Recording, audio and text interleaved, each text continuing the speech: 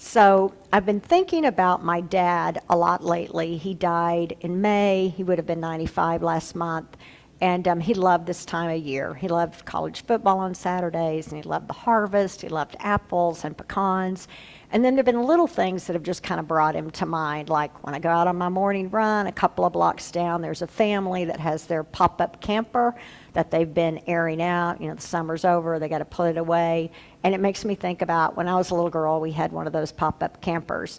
And I remember this like epic road trip from Texas up through Colorado and then up to Mount Rushmore. And just, the things you see as a kid that like buffalo in the road. And then like we went to see Crazy Horse, the statue that was being like at that point, it was just an armpit. And then just like the great vistas. But then there are also complicated feelings with that camper. I remember, I think we got it right at Easter, and our church had this program where there were kids at the Juliet Fowler home in Dallas, which was a nice orphanage, if that was where you were, and they came over on Easter Sunday and went to church, and then they went home with the families for lunch. And I remember just the awkwardness of that, like we were young teenagers, me and my brother and this brother and sister, and I remember we went outside, to look at the camper. And I remember kind of being in it and just, again, the awkwardness of there are people who have families and go on trips, right? And then there are other people with no family. And then there were other images, too, that campers brought up, like it was called the Valley Forge. I don't know if you remember, Coleman put that out like in 1974. It was about the time of the bicentennial. If you're my age, turning 63 tomorrow, then you remember that there was this 2.5-year period where every single night on the news, on the TV, remember there's only three TV stations, there would be this minute of history.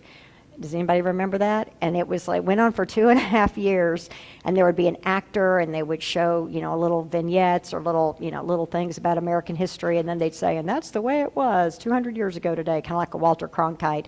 And I've thought about that because I thought, I wonder how those would stand the test of time 50 years now, right? Like if we go, well, they kind of left out a lot of people in that story, right? Or kind of told it, really from a very white view. But then I've also thought about the fact that next year this country will be 250 years. And like, how will that celebration be observed? And what is that? We can already imagine the gilded ballroom, the whole thing, right? But then you think, well, the bicentennial was celebrated right after Vietnam and Watergate. So it was also a really conflicted time. And President Ford gave the very last one of those moments as he was going out of office. It was a rough time.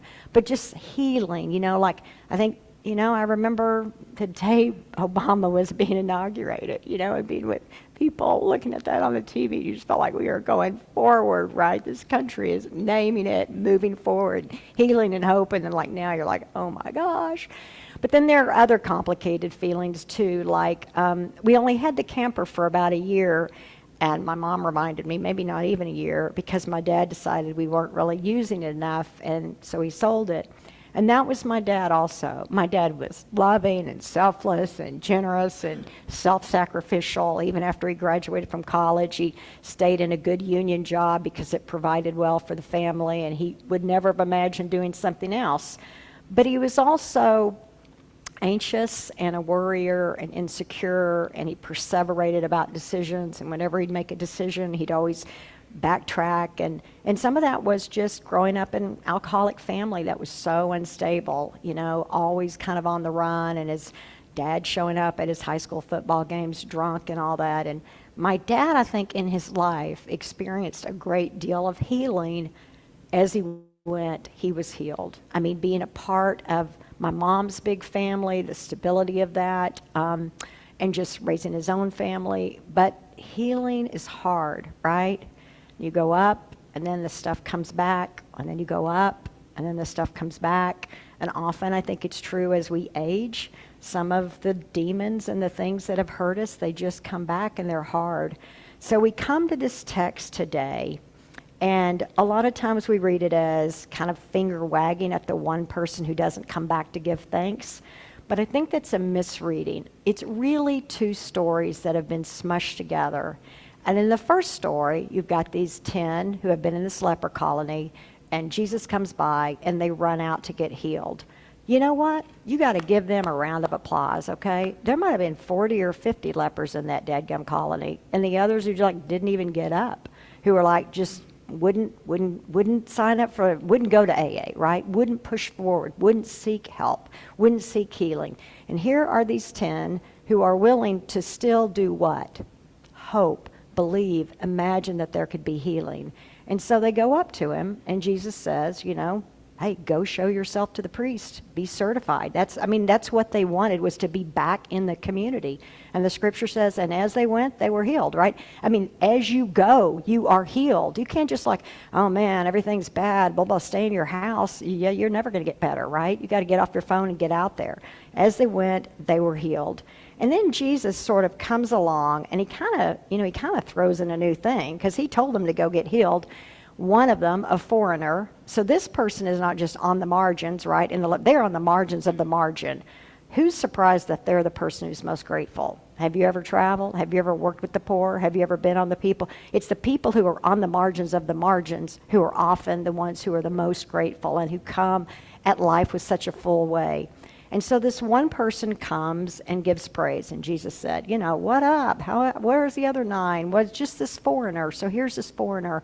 And then Jesus says, you know, go, your faith has made you well. Your faith has made you whole.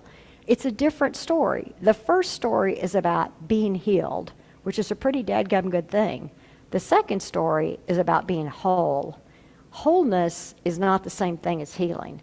Wholeness is healing plus gratitude, which then ends up being a life that is poured out into the world in service. That's a different thing. Wholeness is about reaching out. Like Lucas Kuntz. Remember Lucas Kuntz? He ran for Senate last time against Josh Hawley.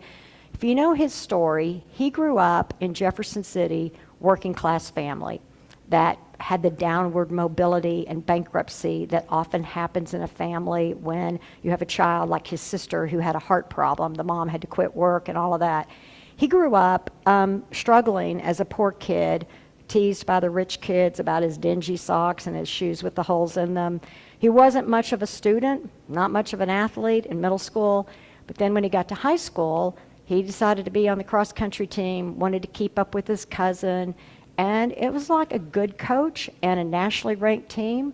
And before you knew it, as a freshman, he was making some strides, getting some accolades. His sophomore year, he was really moving up to varsity, and then he had, as Dan Schleicher and any of us runners know, the dreaded shin splints. It was like a really devastating thing to him. And his coach got him off the track and into the pool and working with weights. And he kind of recovered, and his junior year, he was just really running well, and then he got another injury, and the doctor had already diagnosed him as, the problem is you got 2 different size feet, you got to have 2 different pairs of running shoes, which was just absolutely not possible. I mean, his parents couldn't even really afford 1 pair, much less 2. So the day came when the coach said, you got to stay after the boys have all gone. And he thought, he's going to cut me, and instead his coach, did something that's frankly illegal. He gave him a box, and he walked away and said, don't tell anybody, and it was a pair of brand new shoes. Kuntz went on to be the valedictorian. He went on to be class president. He went on to run at Yale, track and cross country. He had a Pell Grant for poor kids. After that, he went into the Marines. He served 3 tours of duty, Iraq, 2 in Afghanistan. Then he worked in a group with foreign policy trying to say we cannot go off to war and fight for these damn oil companies. We have to work for a different kind of world. And then he worked against, big corporate interests. And then he ran for Senate on what? A populist agenda, which is not like, let me just get richer. It was about health care and education and gun control and equity and a different kind. That's wholeness, right? Healing, gratitude, a life lived outside, a life offered to other people, wholeness. We were in Scotland on the day my dad would have turned 95, and which was appropriate because McKissick, that's where we come from, and a lot of the Scottish went to Ireland, and then the potato famine brought them here. When my family was here earlier, my great-grandfather, Archibald McKissick, was born in Marion, Tennessee, like in 1817. And that group of people probably came in that wave of Scottish immigration from like 1750 to 1810. Those Scottish people came because of the Highland clearance. Same old story, right? Same rich planters who realized we could make more money on sheep than on peasants. So they, drove the peasants and the poor farmers off their land. And if they refused to go, they killed them, they burned their crops. So those peasants ended up in Glasgow in the cities. And we were on a walking tour in Glasgow, and this woman, I believe she was speaking English, although it was hard to understand what she was saying, was standing by the Clyde River, and she was explaining to us just because it was her family history too, of suffering and struggle and poverty, how hard it was for the Scottish, who had lived in just the most beautiful land, just gorgeous sky out there with their simple farms, to end up then kind of crushed together in the city, tenements, destitute, diseased, working in manufacturing, all of it. And then a lot of them safely got passage to America and came here like every other person who came here free has come, right? Just trying to find a better life. So she talked about that. But the real point of the tour was not Scottish history. It was about the architect Charles Rennie Mackintosh, who neither Joe knew or I knew anything about, but my good friend and architect, Joel Barnes, who many of you know helped me build St. Andrew, said, when you go to Scotland, you got to go to Glasgow. It's the gritty working city, and you got to take a tour about Charles Rennie Mackintosh. None of us can probably pull that name up, but he's the kind of Frank Lloyd Wright of Scotland. And if you saw his work, it's like leaded glass with like those tulips and flowers. It's like really cool and beautiful and kind of behind a lot of Art Deco here. So Mackintosh didn't have shin splints. He had a club foot and a bad eye, and he was an invalid and a really odd-looking guy, and 4 of his 5 brothers died, and kind of his whole life was loss, just saturated with loss. But he had 2 women, not coaches, but his wife, Margaret MacDonald, who ended up being a remarkable architect, and then this rich woman, Mrs. Cranston, who believed in him, who really funded his work. And he made these remarkably beautiful buildings and tea rooms and furniture. But the thing I remember mainly from the tour was this. He had no interest in making art for rich people or the elite or to hang in galleries. He believed that all the poor people and the peasants and all the common folks who'd been squashed there together in Glasgow deserved beauty. And so he made beautiful things for public spaces, for places where we could be, people could be together. That's wholeness, right? Healing, gratitude, taking what you've healed from and turning it out into the world. And I've been thinking about that this week because, man, tough times, right? The situation in Gaza is a hard thing to even imagine. And then I think about the pictures I've seen of children doing their break dancing and flying their kites and banging their drums. I think when I went to the West Bank and saw these little kids, this little Radat El-Zahar school, which means Garden of the Flowers, and we walked in there and they wanted to sing for the Americans, bright-eyed, beautiful little Palestinian kids, and they sing, "We shall overcome." It was just like so, and then I think about a little symphony we went to that was 6 kids in Ramallah with just a few little instruments just playing their heart out and the beauty of it. And I think about the things we've come through. 2011, I wouldn't wish that year of my life on anybody. I hurt more in that year than the other 62 added together. Ellie always says, it would have killed anybody else, would have. And then I think of the gratitude of all the people who held me up and cared for me and supported me. And I think about the richness of the last 14 years. If I lived 1,000 years, it wouldn't be that sweet. Look at this place, right? It's a remarkable place set free. So I think the invitation this day is to think, not like, oh my God, things are hopeless, and they look pretty bad, but like, what is the thing that I never thought could happen to me? And what is the thing I never thought I could ever come out of, right? That miracle, that healing. And how do we decide, well, what we're going to do right now, folks, is just be set free, right?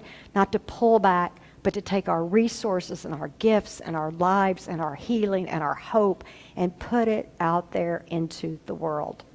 So may we, like the runners and the politicians, the best of the best, maybe like the little kids flying their kites, find the courage and strength to reach deep, to heal, to offer ourselves to the world. Amen.